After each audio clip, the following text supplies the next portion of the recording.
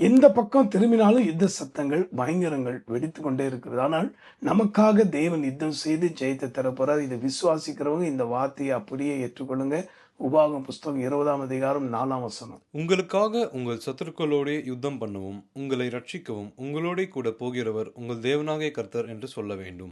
உங்கள் சத்துருக்கள்னா உங்க கண்களுக்கு மறைவான சத்துருக்கள் ஏராளம். உங்களை சுற்றிலும் இருக்கிறாங்க, உங்க கூடவே இருக்கிறாங்க, உங்க பக்கத்துல இருக்கிறாங்க. இந்த செய்தி கேட்டு இருக்கும் போது அந்த சத்துருக்கள் யார் என்பதை உங்களுக்கு விளக்கம் கொடுத்து தேவன் உங்களுக்காக யுத்தம் செய்து அவருக்கு முன்பாக உங்க தலை உயர்த்த போறார். உங்களுக்கு நன்மை செய்ய போகிறார். ஜெயம் கர்த்தரால் வரப்போகிறது. ஆயத்தமா இருக்கிறீங்களா? ஜெபிப்போமா?